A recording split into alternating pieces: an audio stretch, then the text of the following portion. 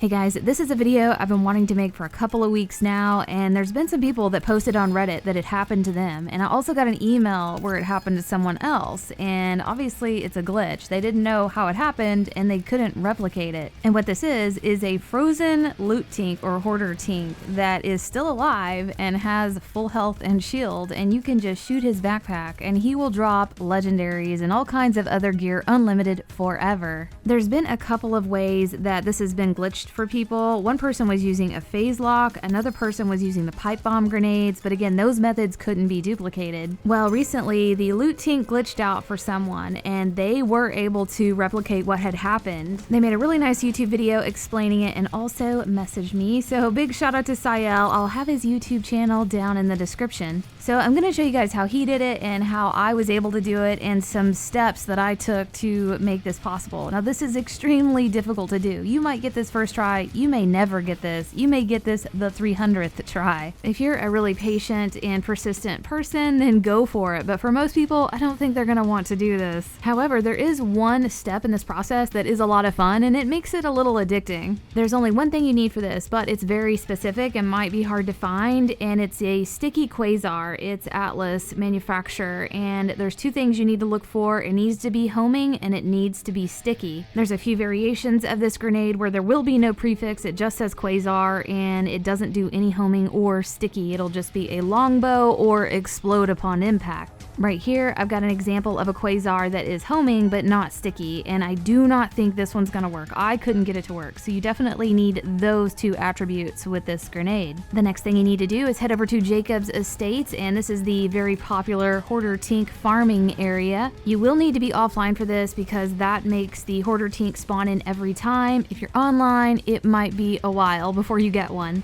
So I'm going to show you guys my approach for trying to get this hoarder tink to glitch out and freeze. That's the idea of what we're trying to do. We want him to freeze so that we can just shoot his backpack forever. Once you walk into this area, this is the servant's lift. You're going to get a hoarder tink to spawn in from a doorway that's on the other side of that tree. And what I did is I didn't want the hoarder tink to spawn in yet. I wanted to clear out as many enemies as possible because it seemed like the grenades worked better when it was just targeting him and not going after a lot of other enemies. So I stood at the edge of this bridge. I didn't walk too far past it. I just went far enough so that it would spawn in some of the enemies, but not the hoarder tink. I would always get an enemy to the right, which was in a hut, and then one on the left. Sometimes I'd be able to get the turrets to spawn in, like right here, and then sometimes I would get enemies in that upper area to spawn in, and I could just kill all those before I approached the area. In addition to killing as many enemies and turrets that you can before you go in, you also want to destroy a barrel that's in the middle of the water. That thing can be picked up by these grenades and thrown into the hoarder tink, which could damage him pretty badly, and you don't want that. The barrel is always in the same spot and it will randomize what element it is, but it's right here, so go ahead and just destroy that. Now I'm ready to run in and start throwing grenades at the hoarder tink, and this is what I do. So I go ahead and drop in, and every time I drop in, I'm always gonna get some kind of midget on the right. So you want to either deal with him or not. I like to put a couple of shots into him hoping to kill him, but if I can't, that's okay. Just know there will always be some kind of small midget or tink that will spawn right here, and if I can't take care of him in a couple of shots, then I don't worry about it because I need to very quickly turn to the left to start throwing grenades at the hoarder tink.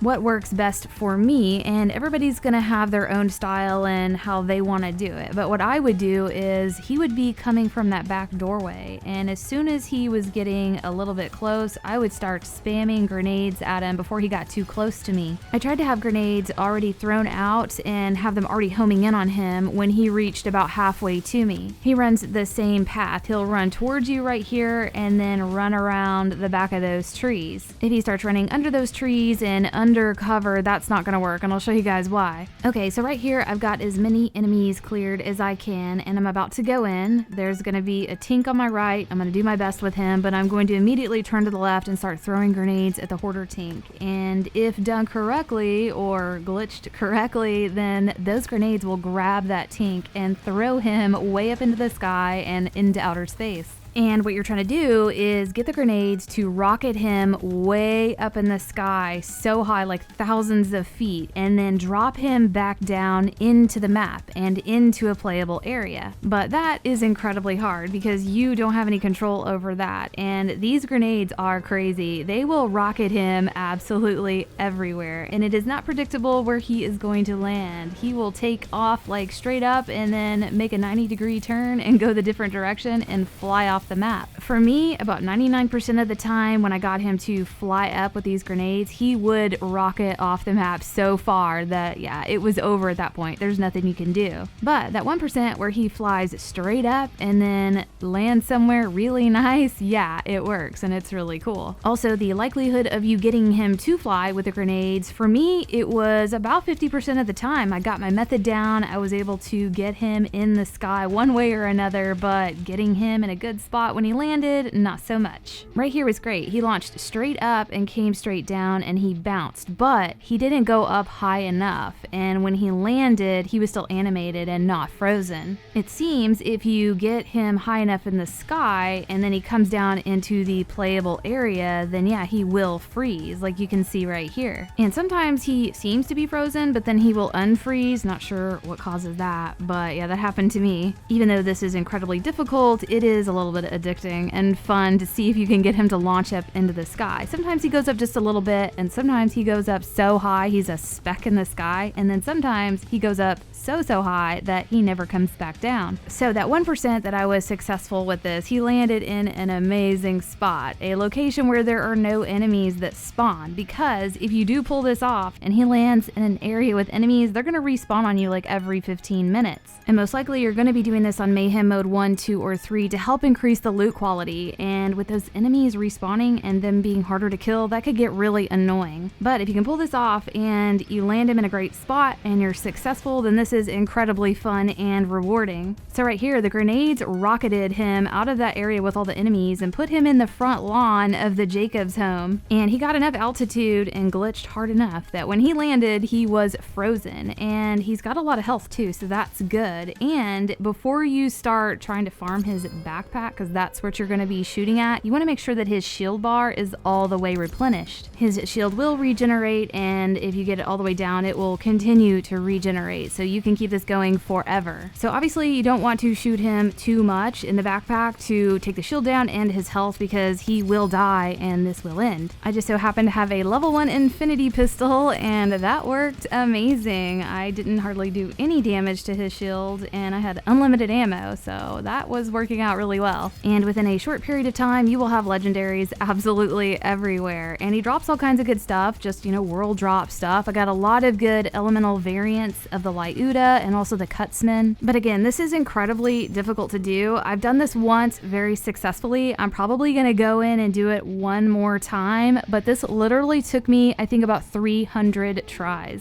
But you guys may be better at this and get really lucky and get it within the first 100, who knows. But if you guys are interested in trying this and do try it, let me know how it goes in the comments below. One more thing before I go, if you're playing as Flak and you want to do this, make sure you have your pet disabled, because if you don't, the pet will kill him. The way I disabled him is I went into the quick change and respect, and that removed all my skill tree points and it reset the pet. And you can just put all your skill tree points back on, but don't select a pet. There might be an easier way to do that I have not figured out. It is not obvious to me. If you guys know, let me know. But I hope you guys enjoyed this, and we'll see you next video.